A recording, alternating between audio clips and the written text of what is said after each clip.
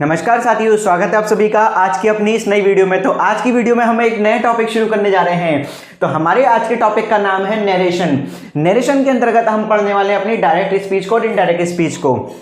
यानी आज की वीडियो से पहले हमने अपने टेंस पढ़ लिए, वर्ब पढ़ लिए, हमने अपने एक्टिव पैसिव को पढ़ लिया। मतलब सारे जितने भी हमारे टेंस होते हैं 12 प्रकार के, उसमें से हमारे 8 के एक्टिव पैसिव बनते हैं, वो सब हमने बनाने सीख लिए। उनके रूल्स देख लिए, हमने नोट डाउन नहीं किए, तो आप जाकर नोट डाउन कर लेना। अगर वीडियो ना देखी हो तो मैं वीडियो के लास्ट में आई बटन पे अपना लिंक दे दूंगा, आप जाकर उन वीडियोस को जरूर देख लेना। तो आज की जो हमारी वीडियो है वो नरेशन से रिलेटेड रहने वाली है। ये टॉपिक भी हमारा बेसिक और एडवांस दोनों ही लेवल पे बहुत ज्यादा इंपॉर्टेंट है। ये हमारा कॉम्पिटिटिव एग्जाम्स के लिए तो बहुत ही ज्यादा इंपॉर्टेंट है। जैसे हमारा एक्टिव पैसिव इंपॉर्टेंट है, ऐसे ही हमारा डायरेक्ट और इनडायरेक्ट का जो टॉपिक है वो बहुत ही ज्यादा इंपॉर्टेंट है। ठीक है, तो नरेशन में आज चलिए देखते हैं, हम इसमें पढ़ते हैं कि नरेशन क्या होती है। तो भाई देखो, नरेशन के अंतर्गत हम डायरेक्ट और इनडायरेक्ट स्पीच को पढ़ते हैं। यानी जो हमारी नरेशन होती है उसमें हम डायरेक्ट नरेशन यानी डायरेक्ट स्पीच और इनडायरेक्ट स्पीच को पढ़ते हैं। अभी डायरेक्ट स्पीच और इनडायरेक्ट स्पीच क्या होती है ये समझ लेते हैं। तो भैया डायरेक्ट स्पीच ये होती है हमारी क्या, कि जब कोई व्यक्ति किसी वक्ता के कहे हुए कथन को बिना किसी परिवर्तन के, ध्यान रखना, जब भी बिना किसी परिवर्तन के अभिव्यक्त कर दे, ठीक, यानी उसकी बात को मतलब जैसी थी वैसी की वैसी कह दे, एज इट इज बोल दे, तो वो हमारा कहलाता है। तो वह डायरेक्ट स्पीच कहलाता है हमारा। ठीक है, जैसे हमारे पास में एग्जांपल है, Ram says comma inverted comma I work hard. यानी राम ने जो बात कही वो हमने इन्वर्टेड कॉमा के अंदर कह दी। क्या? राम ने कहा मैं कठिन परिश्रम करता हूं। ठीक, अब इनडायरेक्ट स्पीच क्या होती है? इनडायरेक्ट स्पीच होती है हमारी ये, वो क्या, कि जब कोई व्यक्ति किसी वक्ता के कहे हुए कथन को, अब ध्यान रखना यही से डिफरेंस है, क्या, अपने शब्दों में कुछ जरूरी परिवर्तन करके, यानी अपने शब्दों में यानी अपने बोले हुए शब्दों में कुछ इंपॉर्टेंट चेंजेस करके, कुछ जरूरी परिवर्तन करके प्रस्तुत करे, तो वह इनडायरेक्ट स्पीच कहलाता है। जैसे Ram says that he works hard. अब राम ने कहा कि वह कठिन परिश्रम करता है। ठीक, तो बात तो वही थी, लेकिन कहने का तरीका बदल गया। ठीक है, तो ये हो गया हमारा इनडायरेक्ट स्पीच। यानी डायरेक्ट स्पीच वो जब किसी भी बात को हम एज इट इज वैसे का वैसा ही कह दें, और इनडायरेक्ट स्पीच वो जब हम उसकी बात को अपने शब्दों में परिवर्तित करके कह दें, तो वो होती है हमारी इनडायरेक्ट स्पीच। इसके कुछ इंपॉर्टेंट रूल्स भी हैं, वो हम देखते हैं। चलिए, अभी हम इसी वीडियो में काफी सारे रूल्स भी कवर करने वाले हैं। चलिए देखते हैं अब हम उन रूल्स को।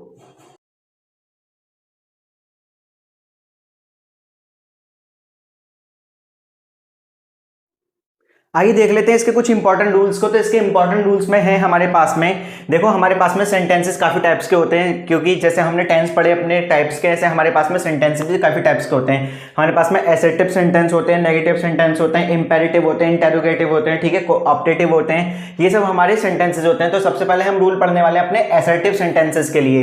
तो एसर्टिव सेंटेंसेस के लिए जो हमारा रूल है वो ये है कि कॉमा और इन्वर्टेड कॉमा को हटाएं और उसकी जगह पे कंजंक्शन डेट का यूज करें। यानी जो हमारी जो डायरेक्ट स्पीच होती है उसमें से हम कॉमा और इन्वर्टेड कॉमा को हटा दें और कंजंक्शन में की जगह पे हम कंजंक्शन में डेट को जोड़ दें। ठीक है, ऐसे ही हमारे पास में रूल नंबर 2 है, क्या, कि प्रोनाउन नीचे दिए गए नियमानुसार परिवर्तन करें। यानी हमारा प्रोनाउन इस रूप में चेंजेस होगा। कैसे भाई? हमारा एक शॉर्ट ट्रिक होती है, उस शॉर्ट ट्रिक से हम याद रखेंगे, वो होती है हमारी सन बटे 123। हम ऐसे याद रखते रहेंगे, सन अपॉन 123, यानी सन बटे 123 से याद रखते हैं। अब ये क्या है? S1O2N3। अब ये क्या भाई? देखो 1 2 3, 1 2 3 का मतलब तो ये हो गया first person, second person, third person. 1 यानी first person, second person, third person, 2 का मतलब थर्ड का मतलब। ठीक है, ये बात समझ में आ गई होगी। अब SON का क्या मतलब है? SON का मतलब भाई फर्स्ट पर्सन यानी 1, इसको चेंज करेंगे हम सब्जेक्ट के अकॉर्डिंग। ठीक है, सेकंड पर्सन इसको चेंज करेंगे हम ऑब्जेक्ट के अकॉर्डिंग, और थर्ड पर्सन के प्रोनाउन में हम कोई चेंजेस नहीं करते हैं। ये जो हमारा रूल है प्रोनाउन को चेंज करने के लिए है। ठीक है, थर्ड पर्सन के प्रोनाउन में हम कोई चेंज नहीं करेंगे, सेम एज इट इज ही रहने देंगे। अब ये क्या होते हैं भाई? फर्स्ट पर्सन कौन सा होता है, सेकंड पर्सन कौन सा होता है, थर्ड पर्सन कौन सा होता है? तो फर्स्ट पर्सन के प्रोनाउन में हमारे पास में आते हैं आई और वी, यानी मैं और हम। सेकंड पर्सन के प्रोनाउन में आते हैं यू, यानी कि तुम, और थर्ड पर्सन के प्रोनाउन में आते हैं ही, शी, इट, दे। ठीक, यानी कि वह और वे। सही। अब रूल नंबर 3 है हमारे पास में, से या सैड। ठीक है, से या सेड इसको इनडायरेक्ट स्पीच में सेम रहने देंगे, इसमें कोई चेंज नहीं करेंगे, इसको एज इट इज ही रहने देंगे। लेकिन अगर हमारा से टू आ जाए तो से टू को हम चेंज कर देंगे किसमें, टेल में। ठीक, से टू को किसमें चेंज कर देंगे, टेल में। और अगर हमारा सैड टू आ जाए तो सैड टू को चेंज कर देंगे हम टोल्ड में। ठीक, ये बात हमें ध्यान रखनी है, से टू को टेल में और सैड टू को टोल्ड में परिवर्तन कर देंगे। ऐसे ही हमारे पास में रूल नंबर 4 है, अगर रिपोर्टिंग वर्ब प्रेजेंट या फ्यूचर में हो, यानी कॉमा और इन्वर्टेड कॉमा से पहले जो भी हमारे पास में लिखा होता है उसे हम रिपोर्टिंग वर्ब कहते हैं, और कॉमा और इन्वर्टेड कॉमा के अंदर जो लिखा होता है उसे हम रिपोर्टेड स्पीच कहते हैं। तो जो हमारी रिपोर्टिंग वर्ब है अगर वो प्रेजेंट टेंस में या फ्यूचर टेंस में होगी तो रिपोर्टेड स्पीच यानी जो हमारी इन्वर्टेड कॉमास के अंदर लिखी हुई है उसके टेंस में कोई परिवर्तन नहीं होगा, यानी उसके टेंस में हम कोई भी परिवर्तन नहीं करेंगे, उसको एज इट इज इनडायरेक्ट में चेंज करके, यानी इनडायरेक्ट जब बनाएंगे तो खाली डेट से जोड़ के एज इट इज उसके प्रोनाउन चेंज कर देंगे, खाली उसके टेंस में कोई भी हम चेंजेस नहीं करेंगे। ठीक है, देखते हैं हम इसके और इंपॉर्टेंट रूल्स को।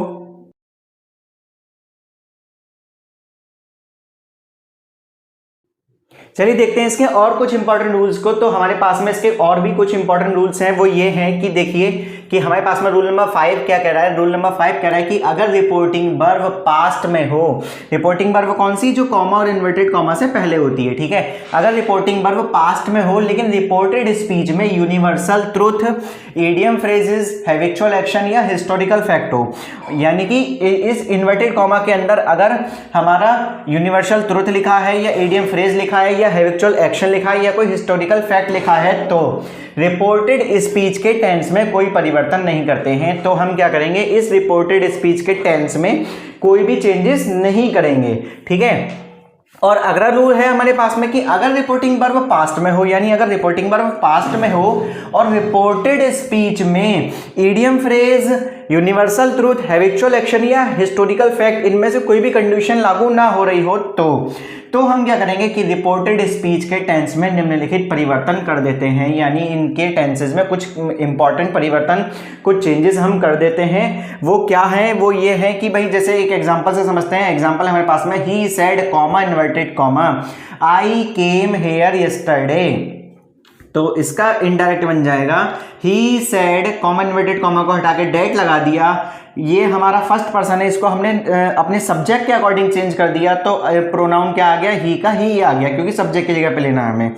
ठीक है, तो क्या हो जाएगा, he had come there the previous day, यानी हेयर को देयर में बदला और यस्टरडे को द प्रीवियस डे में, यानी इन वर्ड्स को कैसे चेंज करा ये भी मैं आपको एक अलग से वीडियो बना के समझाऊंगा, बिल्कुल टेंशन मत लेना। यस्टरडे को द प्रीवियस डे कैसे करा ये भी मैं आपको सब समझाऊंगा। ठीक है, और केम यानी कि सेकंड फॉर्म थी, सिंपल पास्ट था, और ही हैड कम कर दिया यानी कि इसको हमने पास्ट परफेक्ट में बदल दिया। तो ये हमने कैसे चेंज करा ये मैं अपने आने वाली वीडियोस में हर टॉपिक का, यानी टेंस के हर टॉपिक उठाऊंगा फिर से और उसको इनडायरेक्ट स्पीच में चेंजेस करना सिखाऊंगा, अलग अलग रूल्स के अकॉर्डिंग, अलग अलग मतलब टॉपिक बना के, अलग अलग वीडियो बना के, और सब में कोई ना कोई जो भी शॉर्ट ट्रिक है उन सभी शॉर्ट ट्रिक्स को साथ में लेके। ठीक है, तो उम्मीद करता हूं कि आपको आज की वीडियो पसंद आई होगी। आज की वीडियो को हम यहीं रोकते हैं क्योंकि अगर ज़्यादा बड़ी वीडियो करेंगे तो फिर आपको वो समझ में नहीं आएगी।